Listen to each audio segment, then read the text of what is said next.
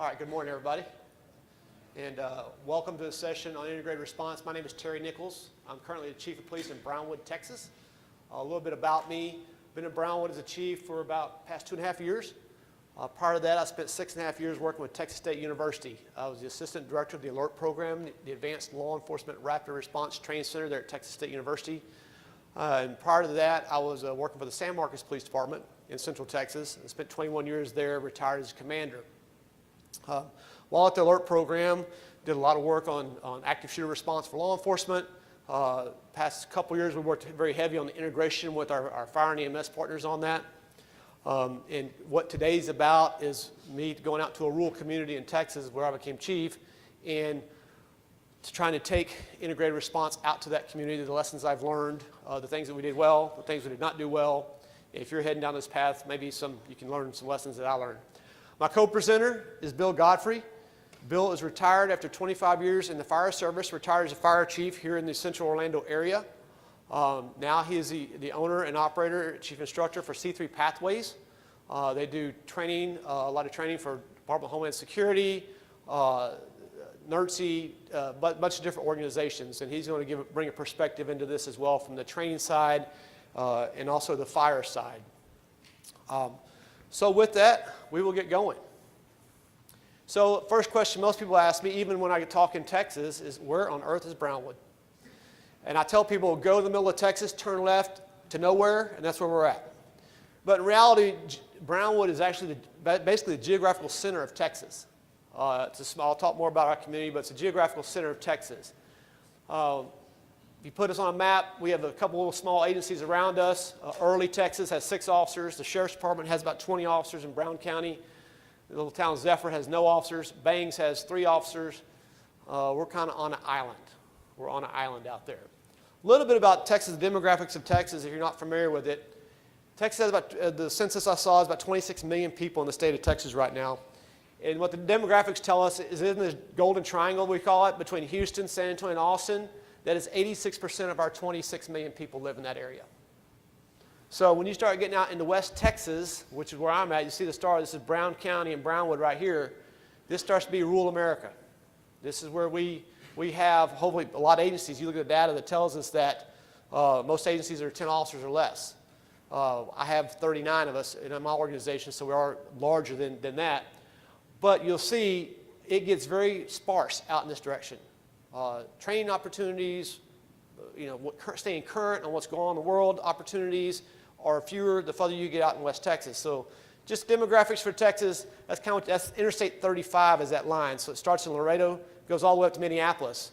And that's kind of the dividing line of the population of the state of Texas. Just 101 lesson there about Texas. So in our community in Brownwood, we do have some manufacturing. It's actually right outside the city. We have a 3M plant. Side note on that, again, it's right outside the city limits in the county, but we would obviously be responding to it if something happened. We had a guy recently threatening the plant manager, threatened to kill him, former employee. It cost him a lot of disruption over many months. And I just heard Friday before I left town that the guy he tragically committed suicide. So that problem's resolved for them right now unless his family spins up.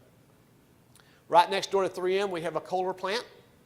Again, these are large workplaces where, as you all know, employees can twist off at any time. We have 2 very significant workplaces in our community that this could happen at.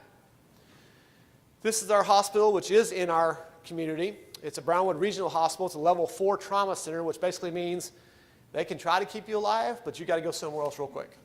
Okay, and I'm not a paramedic. Let me dequalify myself real quick. I'm not a doctor. I'm not a paramedic. I'm not an EMTB. I'm nothing. But I know if you go to a hospital like this, if you're a gunshot victim, you need to go somewhere else pretty quick. So that's our hospital. And it comes into play with what I'm going to talk about because, believe it or not, their emergency management coordinator is the one that really got me and pushed me and said, hey, we need to do something together. I knew we were doing it on our end, but she was the one pushing, saying, hey, we really need to do something together because they have standards as well. So there I am, fat, dumb, and happy, arriving as new chief in an outside organization, and what I walk into. One, it's a good organization. We have a staff of 38 sworn at the time. We now just upped it to 39. I have a combined communications center for the entire county. I have we dispatch for 14 volunteer fire departments, 1 full-time volunteer fire department. We're the PSAP, and dispatch for the Sheriff's Department, Police Department, Early Police Department, Banks Police Department, and everybody known to man. So we have some challenges there. And also for you chiefs there, I did not realize that animal control can be your downfall. I didn't know I could possibly lose my job because of cats, but I'm learning that as a chief. So what I walk into, one is half our agency hadn't been trained in basic active shooter response. So coming from the alert program, knowing, we do free classes, it's funded, we can get training, but even before I left alert to take over this job, I was already scheduling classes out there. Hey, we need to get the whole agency on the same sheet of music as it comes to active shooter, just the basic fundamental law enforcement response. Not talking about anything fancy. I'm talking about just our fundamental law enforcement response. Move quickly to the sounds of gunfire, that kind of stuff. Stop the killing, stop the dying. The agency didn't even have that. Those that had alert training or some level of active shooter training had been numerous years since they had done anything, been to that class, or they certainly hadn't done any in-service up to that point. There was absolutely no integration with our fire department and our third-party EMS provider. So Brownwood has a full-time fire department, very, very good, very structured. Everybody else in the county is volunteers. The lifeguard is our ambulance provider, and they are a third-party ambulance provider. It's the strangest thing I've ever seen. You call our 911 center, it's an ambulance call. We transfer that call to Alabama. This is no joke. That call gets transferred to Alabama to a third-party provider who then dispatches the ambulance, and we dispatch the fire's first responders. Kind of weird setup, but that's the way it is. But there had been absolutely no training as we're working together at all, much on car wrecks or anything else, and certainly not active shooter response between the fire department, the police department, and the third-party EMS provider. So, okay, we can do something about that as well. I say this kind of tongue-in-cheek at no law enforcement working partners. Obviously, we have a relationship with the Sheriff's Department. We share a building with the Sheriff's Department. Everybody kind of got along, but nobody worked together, if that makes sense. There wasn't a ton of animosity between the two, but there was just absolutely no common working together. They didn't train together. They each did their own thing. Police department did their thing. We have our narcotics officer. Sheriff's Department across the hallway have their narcotics officer. They do their thing. The town next door, they do their thing. In a crisis, we always come together because that's what we do. As law enforcement, that's who we are. But we all should know this and respect this, that it takes us working together ahead of time before a crisis to pull it off and do it right. There was none of that going on. Again, not for anybody's fault. I just think nobody thought about it in the past. There was also no processes. So we're going to talk about the checklist system that we've adopted, that we use. But looking at this, when we don't have these things going on, we don't have the partnerships, we don't have the joint training, we don't have the fundamental training, and there was just no process to use it either. So that kind of plays into what I tried to do with this. And they had certainly, to top it off, they'd done no tabletops, no full-scale training, full-scale exercises at all. So I'm thinking, okay, how do we know anything you've done at this point? We as a community now, I inherited, this is my thing to do now. I'm responsible for this. What do we do? And I'm saying, man, we haven't even tried to see if something works on a tabletop, much less try it at full scale. And then I had this EMS lady from the emergency management from the hospital tell me, hey, we need to do an exercise because they've got a checklist they have to go down every year and do a certain number of exercises to maintain their credentials. And she's pushing me, hey, let's do an exercise. I'm like, time out. Let me hit pause and figure out get my bearings, and we'll get after it. So the plan, what we came up with, was one, I worked with Bill when I was at the Alert program, and we built a class called ATIRC, Active Threat Integrated Response Course. The Alert was delivered from Texas State, and now LSU NCBRT is delivering that class. It starts with a checklist that Bill and his team at C3 Pathways developed. This is a resource, by the way. It's free. It's on your resource list for this class. So if you look on your phone or your computer, you can get this downloaded. I knew that we were going to use this because this is the process. This starts the process. It gives us a game plan. And Bill can sit up here and go for an hour talking about how you do this, but that's not what this class is about. I'm just telling you this is the process we chose because I knew it, I've used it, I've trained it. It is a standard, so this is what we did. And that's kind of backside of it. Kind of looks like NIMS type stuff, and it is. But I say all that to say that it was this is the process we chose. That, again, is a resource for you, as is a help guide, as is another document I'll talk about in a minute. So I had to come up with a plan. What am I going to do? How am I going to tackle this monster? And we all say, how do you eat an elephant? It's one bite at a time. So I'm going to show you a quick video in a second. But what we did is we invested in a tabletop exercise training tool called Counterstrike, again, that Bill and his team developed. And we went, I got a team, I got buy-in from the fire department, I got buy-in from the ambulance provider to go to a train-the-trainer at the Alert Conference one year, where we would get this tabletop tool, learn how to train on it. Part of the conference was us teaching other people as a teach back, so we would become proficient at it, and then bring it back, and that would be our foundational, how we would start training our folks. Before that, I'd start sending, again, I hosted the Alert Active Shooter classes, just getting the fundamental training, checking the box. So I need everybody active shooter trained, updated, boom, done. We got that over the first 6 months, 8 months, that was done.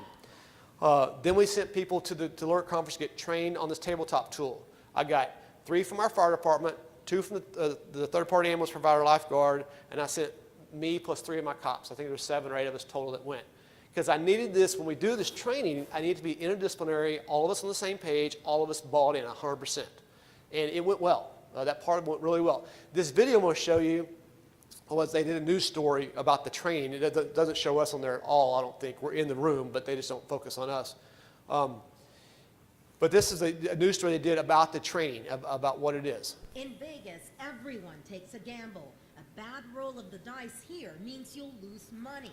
Now that concept of learning how to win when the odds are random and maybe against you is being used in law enforcement training to save lives. All right, so we're gonna go ahead and roll off. You have 4 officers. I am 1 bad guy, so you get 4 dice. I get 1. All we have is a report of shots fired inside of the Macy's. We have unknown number of victims. The goal of the game is to get EMS into the scene of a mass shooting within 15 minutes to have a better chance to save more lives. But the medical team can't operate without a security element because they can walk right into a really bad place. So that's when we get the law enforcement working together with them. The tabletop training tool was created by C3 Pathway, a company who coaches first responders, fire, EMS, police, and emergency management agencies across the country. Train them to get to victims as one faster so that they can save more lives. Stop the killing, stop the dying is their goal. The casualties are both red and the suspect is also red. Poker-style chips represent equipment, vehicles, and first responders. The dice simulate the randomness and how unpredictable the suspect's movements can be, but also the number of injuries. If you have one of these horrible events that has large numbers of patients, it's really not practical to try to move 20 or 30 patients while bullets are flying. And what kind of a first responder show of personnel you will get. As they are dealing with the active threat, we're also getting the medical teams up very quickly, coordinating the ambulances coming in behind them to get those patients loaded, get the patients transported. This time, the training tool is being used by the Advanced Law Enforcement Rapid Response Training Center in San Marcos. Here, officers from our area train for 3 days on active shooter incidents. The Counterstrike training tool allows them to train in real time a larger number of first responders than role-play scenarios. If you know that you can't be everywhere, then what you want to do is train up people as best you can. The responders that are already in that local community can become instructors in this information and then push that out to their community. And training the trainers to get the victims to an ambulance faster is the goal. A goal that can only be attained by repetition, practicing over and over again how you will respond in case of an active shooter. So that was kind of the system we went and got trained up, exactly what Dr. Blair said on there. Get people trained as instructors and send them back out in the field. And that's exactly what we did. We sent a team out, interdisciplinary team. Then we came back and started planning, okay, how are we going to roll this out? You saw some footage of like a training class, the guys out actually moving bodies, that kind of stuff. We weren't there yet.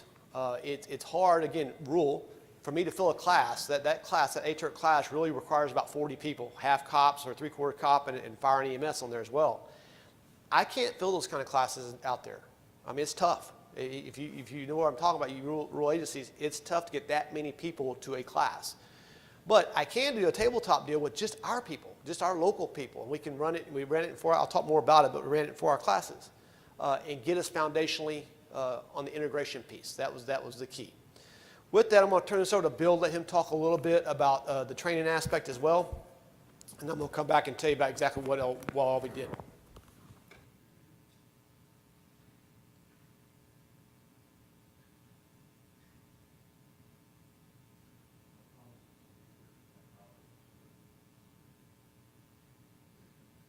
Thanks, Terry. Good morning, everybody. So I want to take a pause for a second because I had this sudden feeling that, oh God, this is starting to feel like a commercial. It's not. Let me take that out of the room for just a second. Almost everything we're talking about here is either available as a free resource or is funded by DHS and is available to you for free. So let me kind of take that back a little bit. There are some unique challenges in trying to implement these programs across the country because everybody is a little bit different. There's different sizes, there's different jurisdictional challenges, there's different structures in the way we do EMS across the country, and so every community has a little bit of a different challenge. The Counterstrike training system that we developed was developed as part of the ATERC class that Terry was talking about, and it was that very issue of we have a 3-day class that we're doing. It's a hands-on class oriented for line. So line level officers, line level paramedics, EMTs, to be able to work together to learn how to move tactically, to learn how to manage casualty collection points, basically learn how to work as a team across jurisdictions with some incident management that went with it as well. Because here's the truth of the matter is that across the country, law enforcement is doing a pretty good job of getting the bad guy pretty quick. And I think we all can acknowledge that and realize that. And in large part, that's because of the great work that Alert and a lot of the instructors like Terry have done for years and years and years now. The place where we're struggling is after the bad guy's down. How do we then quickly get medical care to the patients that have been injured and then quickly evacuate them to an ambulance?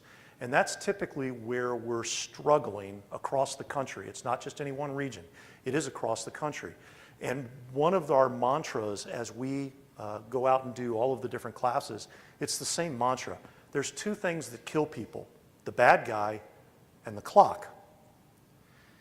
You can take care of the bad guy very quickly, but if you fumble or are slow or are not practiced with what comes after that, you're going to burn up clock. And people who are bleeding to death do not have time to wait for that. So how do you boil all of this down into something that makes sense for your community, for your staffing levels, for your agency relationships, for your mutual aid partners, and how do you get everybody on the same page? So Terry mentioned, the elephant. You take one bite at a time. We all know that. But what does that actually mean? I love this photo of the guys getting ready to do a rescue, because the very, very first step in all of this is to identify what are the roles that need to be executed in order to have as good an outcome, a successful outcome, as good an outcome as you possibly can. And in this picture, you've got the pilot. Pilot in command is flying the aircraft. The co-pilot, who we can't see, is monitoring all of the aircraft instruments to tell the pilot whether or not there's any problems coming up and how to make adjustments. You've got the rescue swimmer that's getting ready to go out of the door, and you've got the doorman, whose position title I cannot remember at the moment. But he calls out corrections to the pilot because the pilot often has difficulty seeing the rescue swimmer once they go below deck. If you've ever watched this, it is one of the most beautiful ballets and examples of teamwork that you can ever possibly see. It didn't start this way. It takes somebody breaking it apart and breaking the pieces down and saying, these are the roles that we need to execute. These are the roles that we need to fill. And that's kind of what we've done with the checklist as a template. It's not designed for any one particular community or any one size of community. And in fact, we took the time to actually validate it. And I won't go into the whole story, but the reason we did that is because we made a mistake. The first time we were out, I shouldn't say the first time, we were out doing some incident management training for a large university in Florida. doing full-scale active shooter exercises, and what we were teaching turned out not to be the best way to get it done. And I say best, that's not the right way to say it either. The right way to say it is what's fastest. And let me be clear about that. It's not about right or wrong or better or best. The question is, what is the fastest way to get someone who's shot out of the hazard area and onto the back of an ambulance? And I'm taking it for granted that you've already got some level of active shooter training in place with your law enforcement agency, but if not, let's talk about what that's going to take. So as Terry mentioned, yes, this is the typical FEMA ICS org chart and the structure that's going to go with it. You've got contact teams. I assume we're in a room full of law enforcement professionals. Everybody knows what a contact team is. They are going to go downrange and deal with security issues, whether that's the bad guy, whether that's securing a hallway, securing a casualty collection point, clearing rooms, whatever the assignment is, they're going to go take care of security problems. We have our rescue task forces. And this is a team whose purpose is medical. It's for rescue and the saving of lives of people that have been shot and are bleeding. The staffing of that team is a local issue. And let me be very clear on this. It's not only a local issue on how many people you put on your rescue task force, it's also a local issue on who you put on the rescue task force. For example, and you can see this all across the country, there are people who write policies and say, our rescue task force shall be 2 of this, 3 of this, 5 of this, 4 of this. From our point of view, that's a terrible mistake. And here's why. In the first few minutes of the incident, when the first rescue task force is going downrange, you're not really sure what they're going to encounter. We don't really know. We don't have a lot of information. That first rescue task force is largely going to be responsible for recon and beginning the initial triage of the patients that are injured. The first rescue task force going downrange should be small and traveling light because it's easier to protect them. But 15 minutes later, when your 3rd or 4th RTF is going down the range, it might be completely appropriate for 1 or 2 officers to escort 7 or 8 medical people to go down range because your security situation may have changed. All right? So the size of the team is going to vary not only by your community needs, but it's also going to vary by the scenario that you're encountering. What is the type of incident that you're encountering? The other thing is how you staff it. So in most places across the country, we're staffing with some law enforcement and whoever is the medical provider. And that may sound really, really simple. When in some areas of the country, fire rescue, the fire department is responsible for EMS. And so the firefighters go on and they do that as a rescue task force. And then we've got separate ambulances that are coming in. That's all great. Well, what happens if your community, like in Terry's case, he deals with a lot of volunteer fire departments, they don't do medical. Or they have maybe a few EMTs, but the rest of the guys have first aid training or no training. And you have a separate ambulance company. We've literally, and I'm not making this up, we have run into multiple communities where we've gone in to teach, and their EMS agency is separate, and we say, who's going down range on the rescue task force? And the medics raise their hands. We say, okay, great. Now, who's driving the ambulance and transporting patients? And there's blank stares.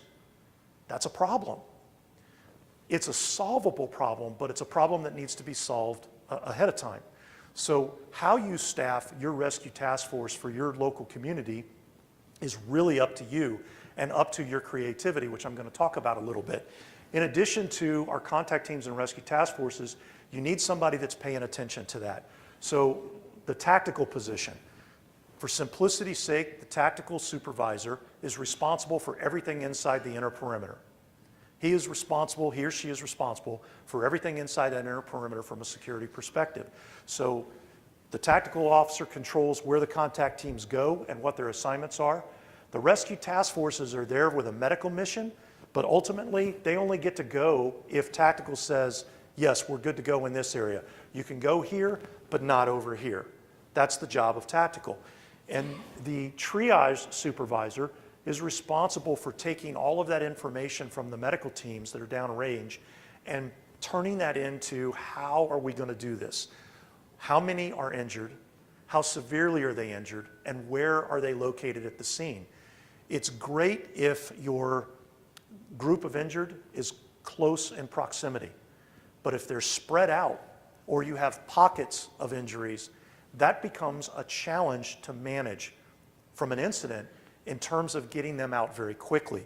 And so that's the job of this person to kind of figure that out. The transport officer is responsible for the ambulances. And you may think, well, isn't that pretty simple? We get the ambulances out of staging and we put patients in them. It's not. There are a lot of challenges with that position. For example, you can't put 3 critical patients in one ambulance. They don't have enough medical equipment and they don't have enough people to take care of them. So this idea that the most critical always have to be the first one out doesn't really fit the way our EMS systems work. So there's some challenges there. The other issue is, and we see this across the country as well, the shuttle operation. The teams go down range and they grab the patients and they get them out of the building very quickly and they dump them somewhere on the front yard. And then somebody else comes behind and picks them up and loads them into something, some vehicle, some police car, ambulance, armored vehicle, whatever the case is, loads them in, takes them out of the warm zone into a cold zone where they unload them, put them on the ground, begin to treat them, and then put them on the ambulance, and eventually they go to the hospital. The method that we teach is that most of the time, the ambulance can be sent directly to do that pickup. It requires a little coordination, kind of like the Coast Guard when they're doing a rescue swimmer operation. There's a little bit of a ballet that has to go to that. But do you know what the advantage is? Anybody want to guess?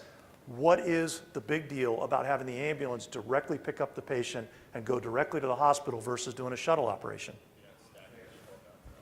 Yeah, it's faster. You're not stacking people up outside. People are shot and bleeding. Now, medics are a very, very critical resource, but the truth of the matter is, if they've been shot neck to navel, there's not a whole lot medics can do. That requires a surgeon. If they've been shot on the arm or leg, we can put a tourniquet on and solve that problem. And we can make that problem go away. But what patients need is to get to a hospital. And so when you start to look at your process and you start to break down what do we need in our community, the 2 things that should be ever present in your mind is the bad guy and the clock. And you talk about how you want to do that. These other positions, maybe you need them, maybe you don't need them, depending on the size of your community. Break them down. Be creative.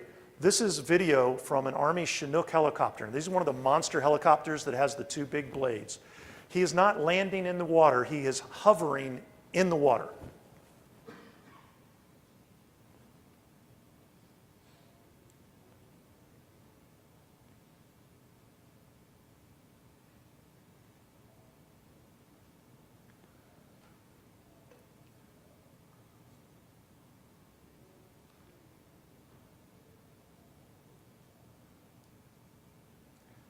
That's a creative way to pick up a special operations team.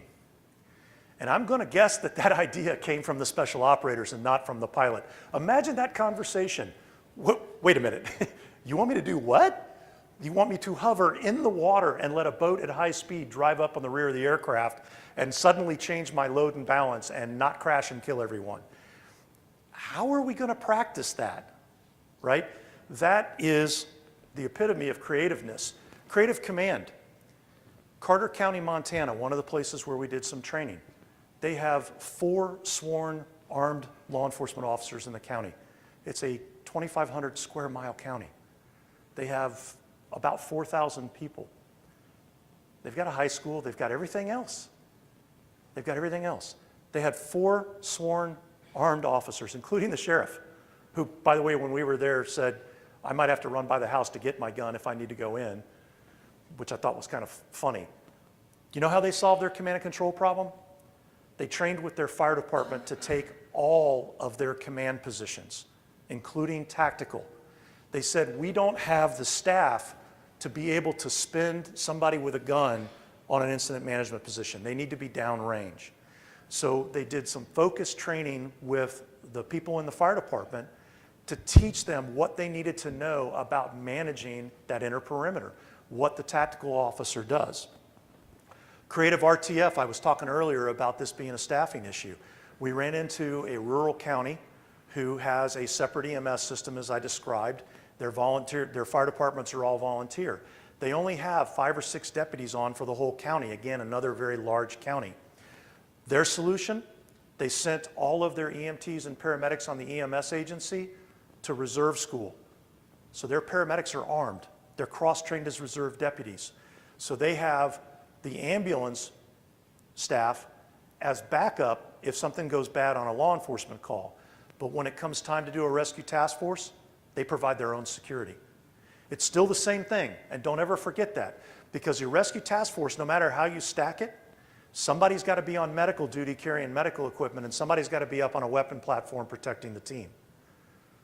But it was a creative solution. One of my other favorites was a creative use of perimeter. And the police chief that came up with this idea is actually sitting here on the front row, Michelle Cook. She has a small community, 30 officers, including herself. Now, she's got mutual aid partners, but they're not going to be there right away because she's out on a beach, on a barrier island. It takes them a little bit to get out there. They're going to show up in force, but 10 minutes in, 15 minutes in. So she worked it out with her public works guys and her streets guys to be able to call them on a moment's notice and have them take the outer perimeter, shut down the roadways, and block positions. Fortunately, they've never had to do this on an active shooter call, but they had a bank robbery that they recently did this on. It's being creative with what you have in your community. Any questions about that? Sometimes you know your community, you know your resources. Sometimes it just takes a little bit of dreaming. And it takes somebody crazy enough to say, let's hover a helicopter in the water and run a boat into it at 30 miles an hour. Training versus exercises. There is a difference, and we as a public safety community often get this wrong. Exercises are for testing or evaluating where you're at. It is extraordinarily difficult to actually teach in an exercise. You need a lot of people, you need a lot of role players, there is a lot of setup, a lot of lead time, there's security considerations, they can be very expensive, and in the end, how many times are you going to be able to run it? Once, twice, 3 times if you're lucky. And yet, the persons that are participating are only seeing that one part of the event. So exercises are really, really important, but they're important when you've built up the training components that you need to. So break down your training. You take one bite of the elephant at a time. Once you've identified what the positions are that you need to fill, you've come up with some ideas on how you're going to fill them, break this down. Who is going to do this? How are we going to teach them, and how long is it going to take? Some places prefer to do their training in 8-hour days. For other places, that just doesn't work, and you got to do it in 1 or 2 hour pieces. So figure out what works for you and begin to put this together. And stair-step it. Start with the basics.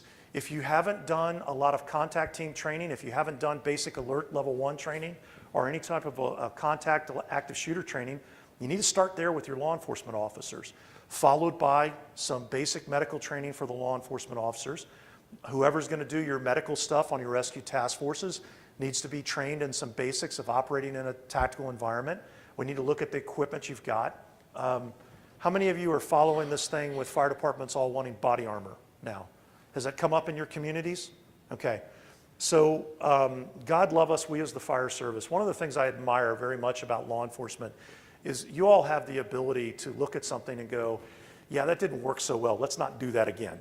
You know, after Columbine, there was a very quick awareness because up until that point, an active shooter was a SWAT problem. After Columbine, it became very apparent that active shooter events were a patrol problem, and we needed to shift gears. Within a year, there were new curriculums that were being developed and being pushed out. Within 5 years, you couldn't find a police officer that wasn't at the very least aware that active shooters were a patrol problem. And within 10 years, you couldn't find a police officer that hadn't had some level of active shooter training. Fire service, we're a little different. We have a saying called 200 years of tradition unimpeded by progress. And we mean that crap. We mean it. We don't change. We don't. And we don't like it when other people tell us that we need to change. And you may run into some of that in your community. After Sandy Hook, our federal partners on the fire side, so the equivalent of your Department of Justice, put out recommendations to the fire service. They said 2 things. All active shooters are mass casualty incidents. That's false. The statistics do not support that. If you didn't know, the median number of people shot is 4, and of those 4 shot, 2 are killed. That's not a mass casualty for any EMS system in the United States. It's just not. We don't treat them that way. But yet we put out this guidance at a federal level that says all active shooters are mass casualty incidents. And then in that same guidance, we said level 4 body armor with plates and ballistic helmets. I would love to tell you that there was research into that. Here was the research. It's a consensus group. You guys know how those work. Hey, let's get body armor for the guys. Don't you think we ought to have body armor? Yeah. Well, what's the best body armor? Well, I don't know. Do you know? No, I don't know. Hey, I got a buddy that's on the SWAT team. Hey, Tom, what's the best body armor? Level 4, plate carriers, helmet. Okay, thanks. Click. Level 4, plate carriers, helmet in the document. That's how that happened. How many of y'all have ever worn level 4? Yeah. What I tell firefighters all the time, and paramedics and EMTs, is before you buy body armor, get a set from the vendor, put it on, and try running a cardiac arrest scenario. Because what you'll find in level 4 is that you cannot effectively take care of a patient with level 4 on. It limits your mobility too much. And oh, by the way, it's not a one-size-fit-all. Here's the other issue we ran into. The first helmets that came out were all the web strapping like they use in the military, which is great because in the military you're issued your own gear. On the SWAT team you're issued your own gear. You can size that. When we're sharing stuff on the fire department, what do you think happens when my big head comes out of the helmet and Michelle puts her little head in it? We lean over a patient and the helmet comes off and smashes them in the face. We had to stop letting fire departments wear their body armor, their helmets, in exercises because the helmets kept falling off and smashing people in the face. That's a problem. So we need to think these things through, and you need to kind of understand where they're coming from. The other thing that most of your fire departments don't know is that body armor expires. So while they may get grant the first time around, what's the funding stream down the road to replace it? Because they're not thinking that. They're thinking, you know, I just need to get this funding in the body armor. And a lot of that has been driven by our national level guidance that was well intended. And what I would say is if your community can get it, great. And if they can't, we still need to get the job done. So start with the basics, break it down, stair step to integration, and then begin to put it all together. Once your law enforcement officers have had some basic contact team training, you got some basic tactical stuff with the medics, put them together and start having them do rescue task forces. Once you've got the rescue task forces drills down, okay, let's put some contact teams and RTFs working together. Little quick 10, 11-minute drills that are focused on go in, get the bad guy, bring the RTF up very quickly and start working on our casualty collection point and build to each step. And as you build to those steps, you ultimately will get to the point where you can build up to a full-scale exercise. It's expensive and it's time-consuming. Terry's going to talk a little bit about his as well.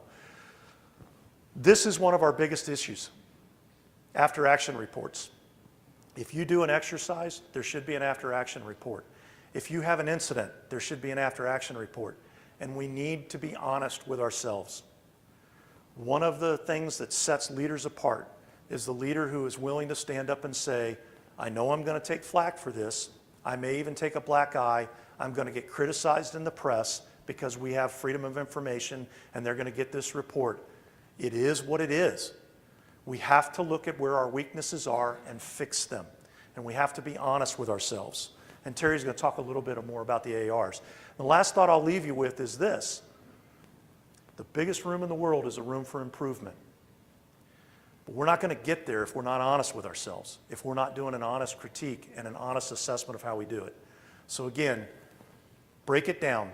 What are the pieces that I need for my community? Who's going to do that work?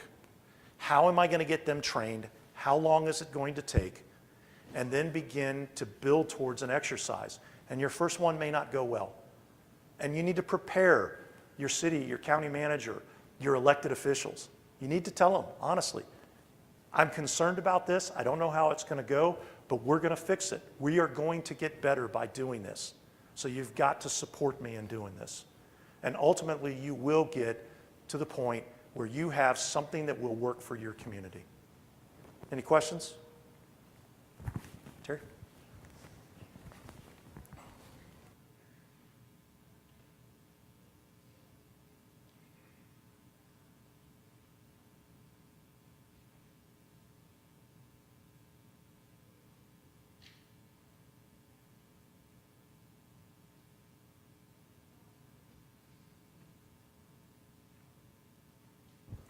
All right. So I'll walk you through what we did, what worked, what didn't work with us. That's my school superintendent in the background right there, great man, Dr. Joe Young. And if you don't have partnerships with your schools, I highly encourage you to have partnerships with your schools. That man, I can pick up the phone and call him and get a school that quick for a training, an exercise, for whatever. Just having those existing relationships. Sheriff's Department, one of my sergeants there. So first thing you do, identify the stakeholders in the organization, in your community. And this, as chiefs, we should already know this. We should be doing it. So we pick up, our hospital. I kept coming back to our hospital a minute ago. Again, Miranda was the one that kept pushing me. I have to do exercises so many a year. Please work with us. Your predecessor never did. It was always just a blank stare when we talked to the police department about exercising with us. Fire department never really did much with them either. It was like if we had to, we'll do it. Just kind of check the box. That was the mentality. But I got engaged. I have a absolutely willing partner at our hospital, which is huge. I mean, she wants to do it. She is all about this stuff. So having a nice willing partner. Obviously ourselves, our sheriff's department. Again, we had relationships, but we never did anything together. I'm coming in from the outside saying this is important to our community. This is going on across the world, across the nation. It happens every day. It can happen here in Brownwood, Texas. We have to be ready for this. Early police department right next door. Our fire department, again, they had a new chief come in about 6 months after I came in. So we both came in with that little, first year, you're golden, right? You can't do anything wrong. Everybody gives you everything you want. So we both were kind of riding that wave a little bit. Our highway patrol, there's a regional director for the Texas Department of Public Safety in the room right here. But they will do anything in the world for us. And when we did our exercises, the first year I'll talk about, I really didn't have them, they didn't train with us originally on the Counterstrike stuff we'll talk about. So I needed real world security outside our school. I needed people with real guns to protect us doing the exercise. So I called our local highway patrol office and said, hey, would you guys mind holding down our perimeter while we exercise, pulled off this exercise? He says, absolutely, we're there. Next thing I know, I had like 5 trooper cars, and they handled our perimeter for us on our exercise. Our ambulance provider, again, I got the buy-in from them when I sent them to the training to how to use the tabletop training tool. So they were in, but having to keep them engaged. Neighboring ambulance service that was right next door and early, mainly a transport ambulance provider, but again, they're boxes. They're ones that we can use in a real emergency, so I needed their stakeholders. Our health department, sometimes we often forget about them. They're important partners as well because we do a lot of stuff, especially rural. We rely on them a lot for things. Our CERT team, I need body for role players. I needed them for that. They want to come set up their tent and do what they normally do, but I'm telling them, this active shooter event, I don't have time for your tent. By the time you get a tent set up outside the school, these people better be in surgery. They better be starting to be discharged at that point, the minor injury ones. So I'm having to recalibrate their expectations of what their role would be in one of these events because they're thinking they're going to set up tents and do a mass casualty deal. I'm like, not an active shooter event. By the time you even get notified, hopefully people are already in hospital beds. That's where I'm trying to get them to think. So use them as role players. Obviously, our school district. I cannot say enough good things about the work the school district does and partners with us on things. So what I want to do is make it personal. So we went off and we got this training. So again, I brought everybody up to speed on basic fundamental active shooter training. We got all the agencies, we hosted a class, we got everybody that hadn't been through it, respun up, and we got fundamentals down there. So now we got to talk integration. So we went to that training trainer, we brought back this great training tool, to our community, and it's maps, and you can see it online, but there's pre-designated places. There's a shopping mall, there's a couple other airport, different places that Bill has built this tool out of. But I was like, you know what I want to do? I want to work in our environment. So I went to my engineering department. I said, can you print me out a giant overhead map of our high school? Well, she did. And then we put grid markers on there because the way the Counterstrike thing works is you can move certain things time-wise. It all works out with these chips. And I wanted it to do in our environment. So that's what we did. So when we ran the classes, we were operating we knew our street names, which streets we could block off, where ambulances were, where staging was, where command was, all that kind of stuff. And this is us running a series of 4-hour classes. So it wasn't just a tabletop exercise. This is training. We're actually teaching the system. We're teaching the checklist. You see that's what the captain from the sheriff's department, she's working on the checklist right there. And in another part of the building, we got the command post. In another part of the building, we have staging. And we're using our whole police department on this deal. And people can sit around and you move people, move bodies, move ambulances, move cops, fire trucks, rescue task forces, all that kind of stuff. And we trained all the sheriff's department, early police department, our entire police department, all the fire department, hospital, and the ambulance service. All went through this 4-hour training class.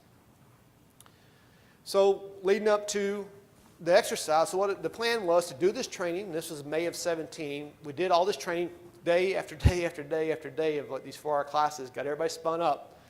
And we scheduled a full-scale exercise, I think it was for June 14th. Or maybe it was the 20th, something like that, as of 17. But the week before that, or 2 days before the exercise, I planned on bringing an alert in for what they call the level 2 class, which is their medical class.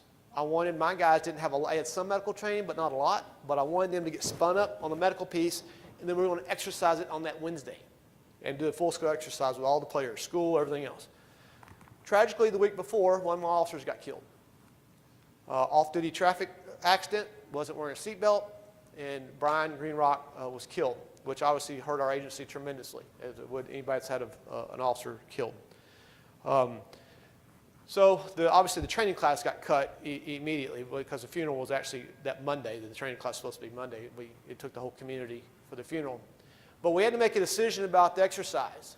Do we continue with the exercise or not? Because it is a huge deal. I mean, we got lots of players involved here. And we talked it over, and we all thought, you know what? I think it'll be a good distraction for the organization to go ahead and do it. Let's do the drill. Let's do the full-scale exercise and get our minds off of the tragedy we just had. And I'm glad we did it. I will tell you this. I'm absolutely glad we did that. It helped a lot. So that's that Wednesday in 2017. We're out there doing a safety briefing and talking over the exercise outside of our middle school.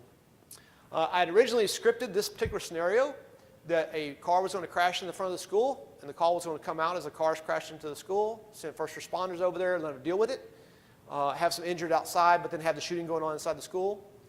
I cut the car crash out because of the tragedy we had just experienced with the car crash, so I just made it an armed gunman has walked past the entry of the school, is inside the school.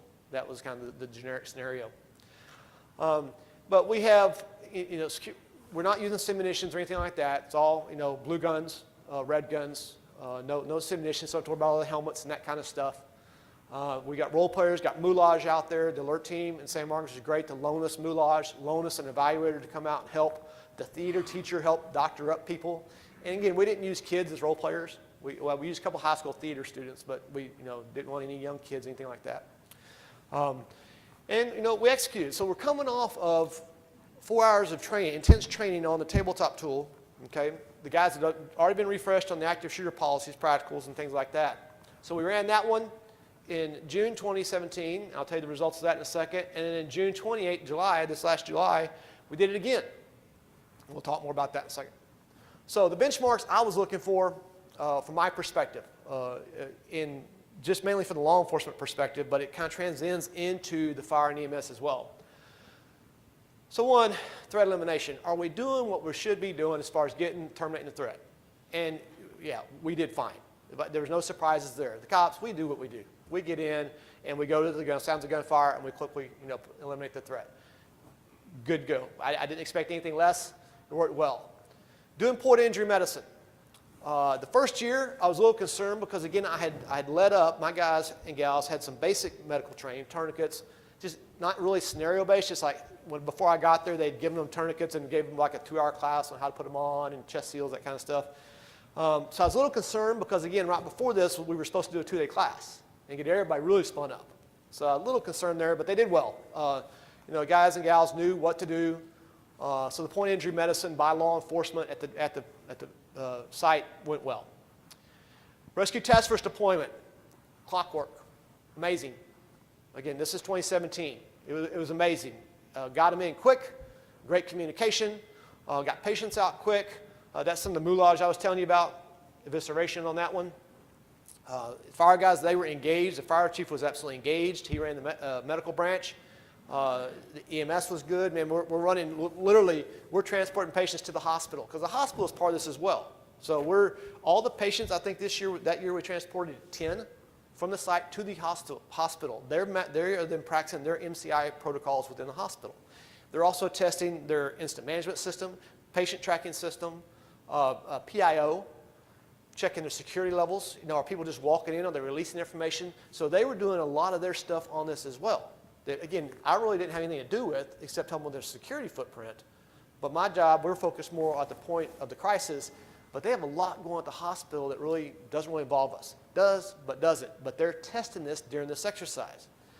The school district, once we're done, once we kind of finish this stuff, they roll in, bring the school buses in, and start practicing their reunification process. They use teachers and a couple students, just a couple people on a bus. They can't move a ton of people during the summertime, but they got some teachers, some staff, a couple students, and they practiced moving from point A to point B to where the reunification spot would be and went through their process. How do you check IDs? Who gets released to who? All those kinds of things. They practiced. So that was part of this drill as well. Again, didn't really involve me. My SRO was involved with them after it. But those are other things that we did, community-based, that we were able to practice that. Getting patients transported. Again, 2017, rock stars. I'll give you the minute, I'll give you the time hacks in just a second. But getting patients out there is our number one, as Bill hit, is one of our number one thing. We've got to get patients out of wherever the crisis site is and to a hospital as soon as possible. So from my perspective, humble perspective, here's some of my takeaways. The checklist worked. We taught it in 17. In 17, it worked great. The guys and gals, it's in our policy now. The guys and gals keep it in their cars. If they know it's not a sit and read, I do A, and then I do A, sit and read, do B. No. It should be pretty much memory, but it's just there as a guide. So the system worked. I was happy to see that. We tweaked some of it for us, and especially on the medical side. Not the cops so much. It's pretty straightforward for the cops. But on the medical side, it got tweaked, and that's the fire department. As long as it works, tweak it all you want to. I just want it to work when it needs to work. 20 minutes and 50 minutes. You want to take a stab at what that means? Between year 1 and year 2? Patients off the X, year 1, 20 minutes. Patients off the X in the ambulance, 50 minutes, year 2. Houston, we have a problem. Something happened. Something happened. We'll talk about it. Here's part of what happened. Is your chief here assumed retention by my personnel. Best intentions in the world. As we were planning out this event, had planning meetings throughout the spring, my full absolute intention, and we're not judged by our intention, we're judged by our results. My full intention was that we were going to do the Counterstrike again, but just do a 2-hour block this time. Instead of doing 4, everybody's exposed to it last year, right? We're all good. We'll do a 2-hour block, get the fire department in, EMS, everybody go through it. Hey, let's play the game, for lack of a better term, the poker chips, everybody kind of enjoyed it. And we just ran out of time. Life got busy. We're short-staffed. Pick your excuse. But it just didn't happen. So at the 11th hour, I put it out as a policy review through our system, our internal system. Hey, every shift, go over the checklist.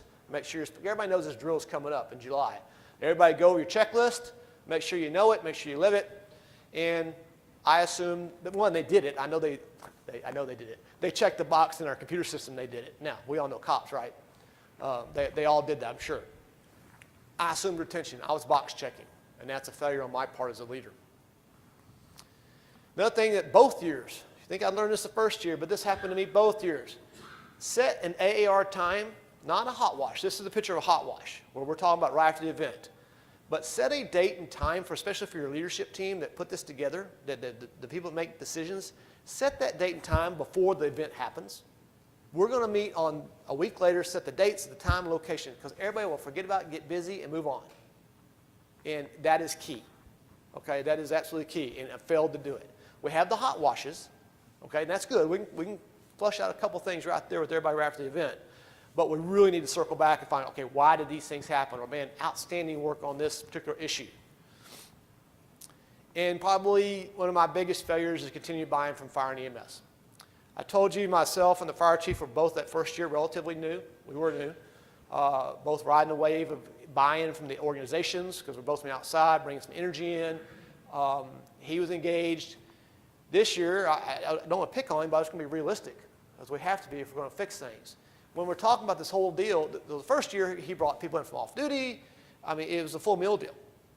This year's like, hey, I can only give you the guys on duty today for the exercise. just the ones on duty. I'm like, man, because I'm bringing in, 18 cops, and most of them are off duty on overtime for training because this is that important to me, and it should be that important to our community.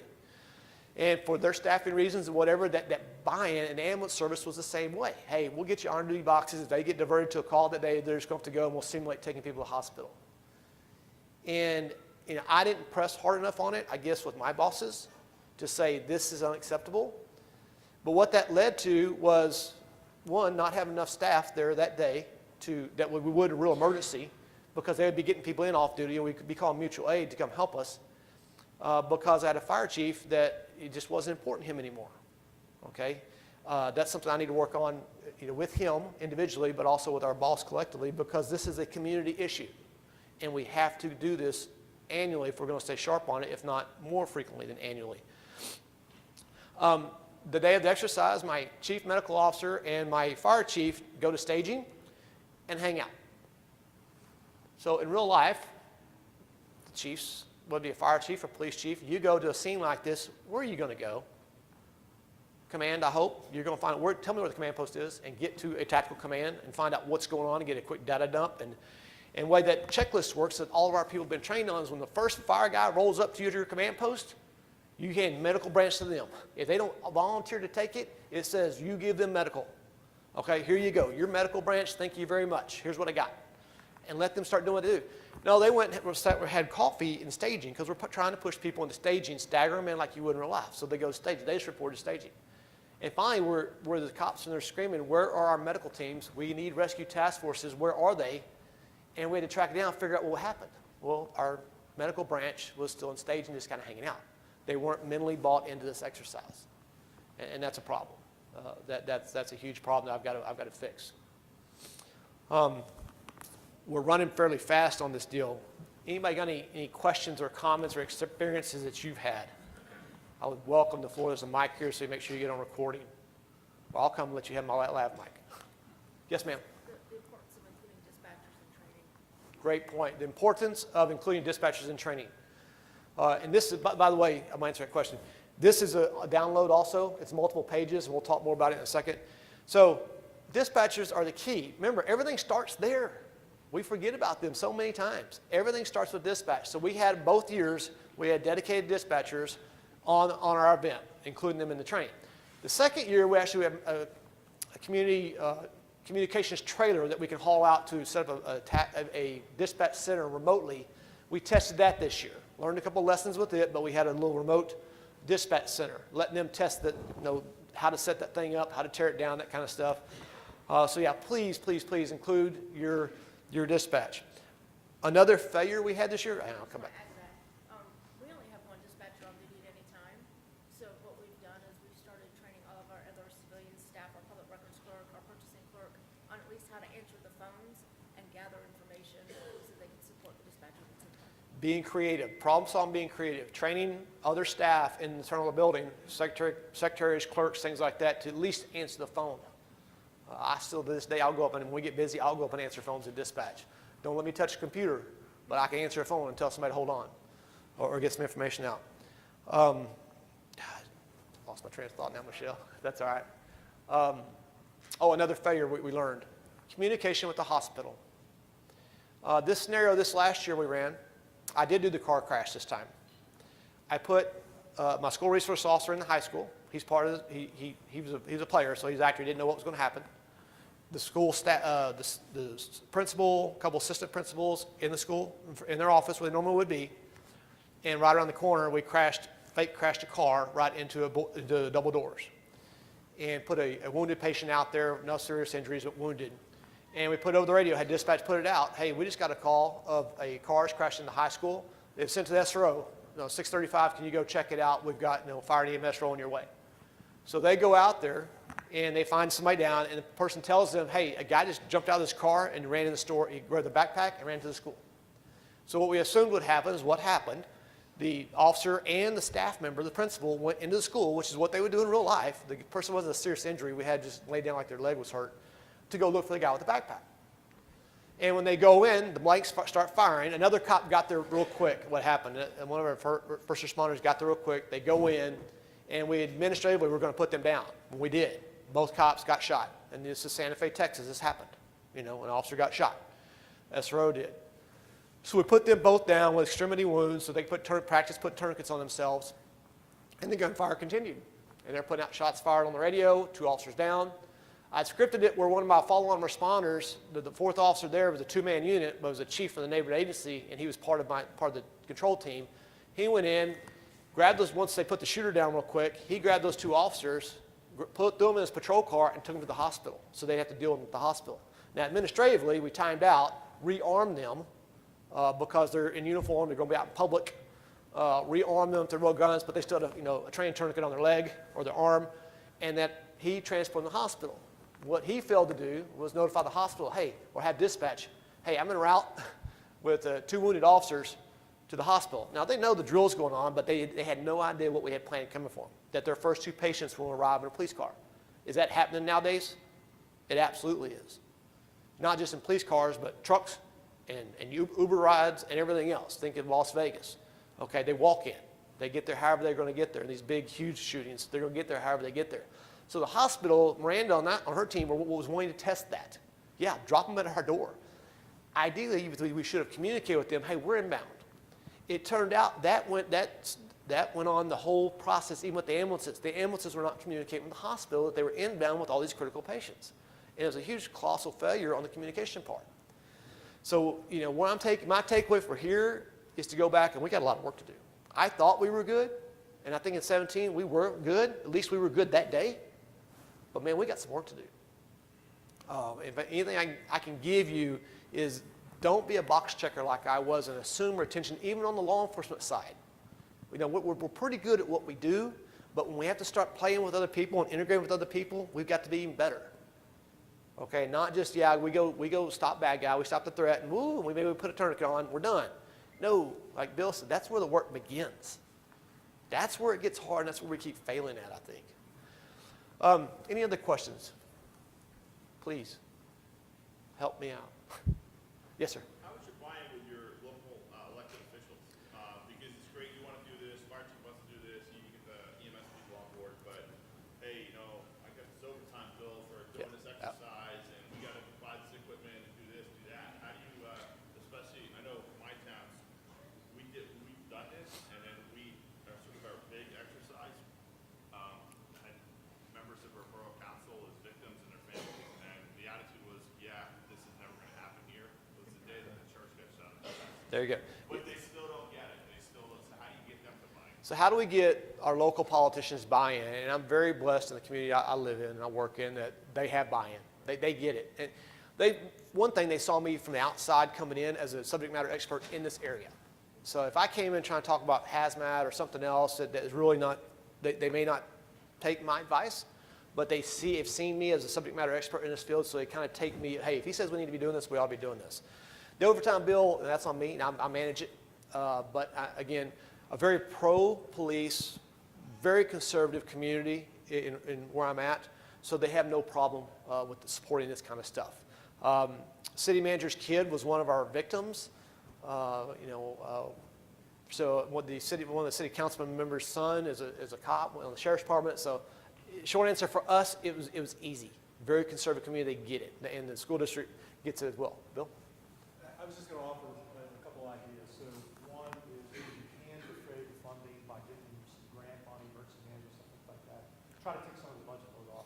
But the other thing is to hit them with an emotional appeal. One-on-one, sit down, pull together some select case studies, some select after action reports that talk about some of the specifics, some of the emotional outcomes.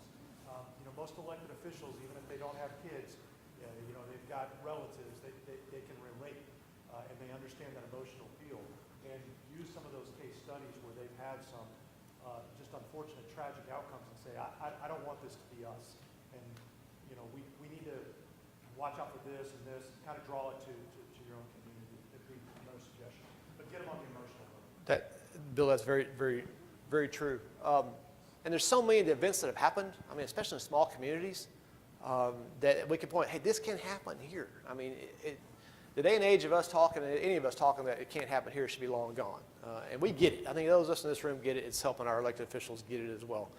There are a lot of free resources I do want to point out. This is in your download that you can download. It's a couple pages long. But one, the checklist is free. You can use it, adopt it. Bill asked that you ask for just sign a release on their website. This is the true checklist is on your download app. A help guide with that is on that you can download. The checklist and then this document. This is just one page of the document. What we listed is several classes that are funded by Homeland Security or Bureau of Justice Assistance or whatever. Those are two primary ones. Or COPS office. These are free classes. This stuff, with everything we've been talking about, pretty much is free, folks. They will bring training to you. They're looking for places to go. So the BJ has a booth here. Bureau of Justice Assistance has a booth here. You can talk to them about some of this stuff. The COPS probably has a booth here, I would assume. I know the National Domestic Preparedness Consortium has a booth here as well. On the thing you can download, it has the URL link where you can go to request these classes and how to do it. So this is all in the download that you have on your phone or on your computer. Any more questions? Discussion, not just questions, but just open discussion, please. Because we're running literally like 28 minutes early. It's not before happy hour, so that can't be the excuse. Yes, Jeff. As you well know, we had a grill event, and we had the grill before that, and when we did our after action, we found a lot of holes, and so now we're doing them. So I think what you're presenting today is excellent. Do you mind if I share that story real quick? Chief Walters here is from West Virginia, and they had a man with a short story is a man with a gun went to school. They got the call of a man with a gun to school, and they go up there in terms of a hostage situation, a guy holding an entire classroom of kids hostage. And Chief had to negotiate for 35, 40 minutes with this guy. Nobody hurt. The guy surrendered. The kids surrendered. Outstanding outcome, because they were trained. They had been trained, and they knew what to do. We were talking before class, and he said, it was just like training. The response they did was just like training. And then when they get there and they see the guy do a press check with his gun and see a bullet in the chamber, they realize, okay, this isn't training. This is the real deal. But because of that, so y'all took lessons from the after action and changed some things? Well, some of the integrated stuff. The law enforcement part went down great because of the alert training, but we never notified the hospital. Even though we didn't have any casualties, if we had, they would have been ready, and we just have a level 4. The EMS had their own training and set up a warm zone, but we still had no integration with them. So that is the main thing we got out of our AAR was we needed this. Yeah, I can't stress enough about doing it ahead of time, because if we expect it just to happen on game day without setting the prerequisite training and relationships up, it's not going to happen. It's going to be a train wreck, okay? So that's what I'm trying to do in Brownwood, is establish those relationships, establish benchmarks where we need to be at. It was no secret from anybody that I was not, when I looked at my clock, when the first patient was loaded at 50 minutes, I was unhappy. I was an unhappy chief. I'm like, what did we do? What broke? And then when we started diving down into it, I figured it out, So what we will do, this is going to be on the calendar for every year. We'll do this every summer. I wanted to do it, and they requested to do it in early, the town right next door to us. We were going to alternate. Their school one year, our school another year, and go, because we'll test both school districts. Turns out that district doesn't play so well. They don't want to. They have a superintendent that's not near as engaged as my superintendent is. So it's, hey, we'll do it again in Brownwood. We're absolutely fine. I've got a great relationship, and they want it. So we did it again in Brownwood. Hopefully they'll change their tune eventually. But making sure I have buy-in. My key deal is making sure I have true buy-in from my fire chief. If I'm not getting it from him, I'll go to our collective boss, our city manager, and we'll have the discussion about how important this is to the community. And I think we'll get there. It's just, again, we're working through contracts. Everything goes on in our day-to-day life.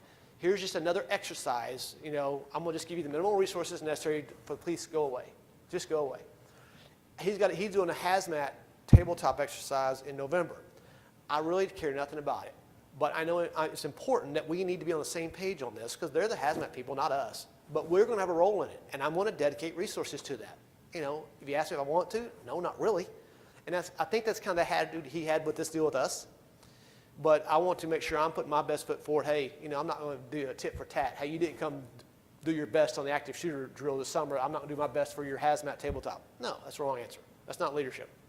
Okay, so we're going to go across the aisle, step across the aisle. I don't want you to sound like we have a bad relationship, because we don't. It's just this one thing showed some weaknesses that we need to fix. So, Bill, you got any closing comments? I was just going to say, is there anybody that's got some local challenges that they'd like to discuss with the group or bring up to see if somebody's got some ideas? I mean, this is a good set to do it. We've got some local issues. We'll all jump up at once. Yeah. The other issue is that we found in our factory, we set our TF up, and actually I just took that integration class that LSU does. The checklist I saw on Tuesday was pretty funny. But getting your surrounding partners involved, because, you know, yeah, we're into this going, oh, but it's like, we had an exercise last year, and your EMS would never be inside that building. Well, you got to look at the national models. You got to look at trying to get the buy-in from, you know, we step out of our town, we're helping them, we might just be standing there, because you got to get, it's not just us. I mean, the chance of it happening in our town is small, but it could happen in the next town. It could be there, but you've got to get everybody else involved.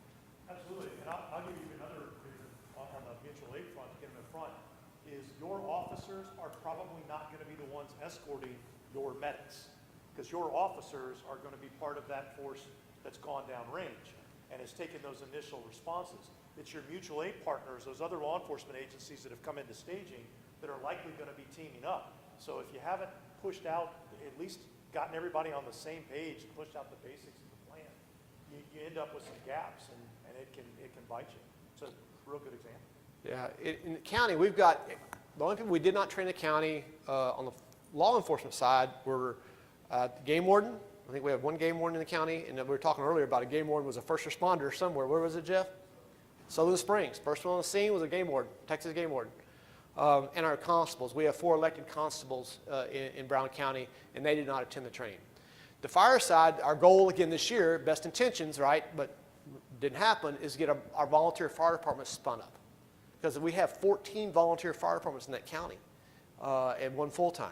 So they need the Counterstrike. So where I envision us going next spring is redoing the Counterstrike, the tabletop training tool, and getting the volunteer fire departments there as well, with our fire department back engaged, with all law enforcement that we missed, and get us all around the table again. And then testing it again in the summer.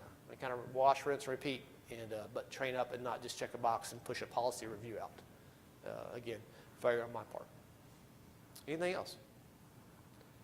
Well, I know some of you in the room, and thank you very much for the time and to come hear us. There's some really gifted instructors in here.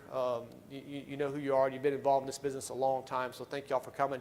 We're going to hang around and answer any questions you have, but thank y'all for attending today, guys.